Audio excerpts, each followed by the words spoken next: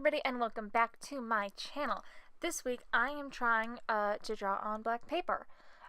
So first I sketched something out just in my notebook, and then you can see I'm using tracing paper, and I'm just tracing that sketch onto the tracing paper, and then I go in with chalk and I just lay that down over the back of the tracing paper. It's just normal, cheap dollar store sidewalk chalk.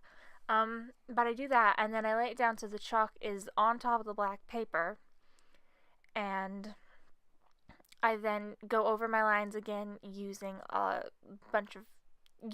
fair amount of pressure, which isn't too hard for me considering I have quite the heavy hand. But yeah, I did that, and then that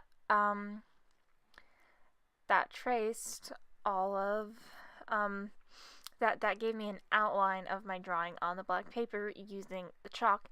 And why the chalk is really nice is it wipes away really easily.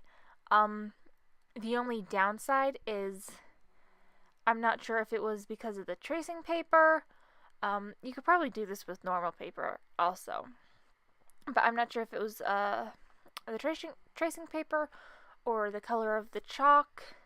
Because I used a light blue chalk, it might have worked better if I used a darker color, but it was kind of hard to see my lines. But I did it, I made it work, and then I'm just using a Prismacolor or white Prismacolor, and I went over the lines. And then I also have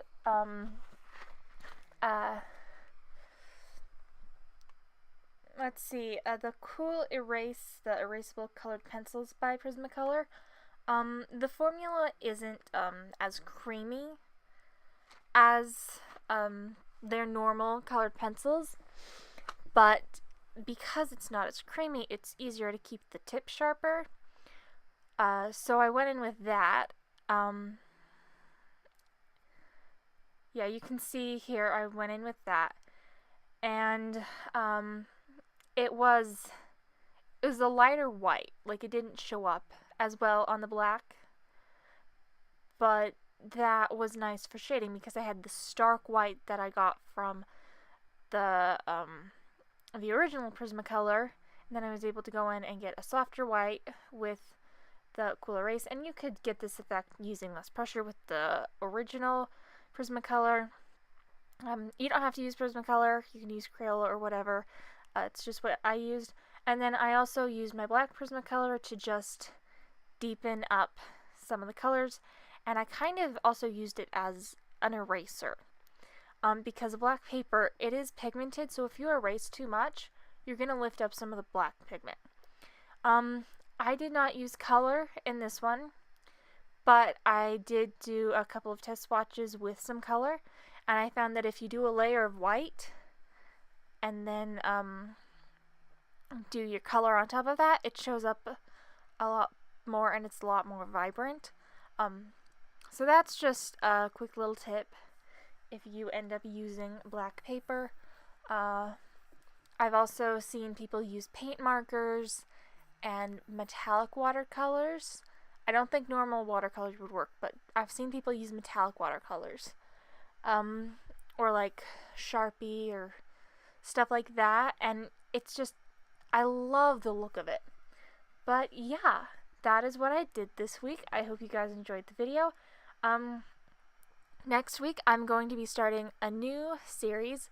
So what it is I'm going to pick a certain artist or a certain era in history, and I'm going to give you guys some fun little facts you may or may not have known about that artist or that time period.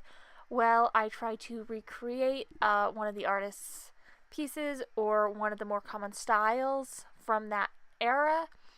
I'll either just try to recreate it using normal paints, or maybe I'll give myself a challenge, like I can only use neon Sharpies or whatever. But I thought that would be a fun little series.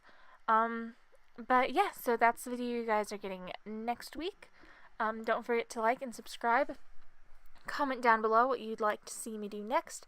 Comment down below what artists or what time period in history you would like to see me cover in my little art history series. But yeah, I'll see you guys next time. Bye!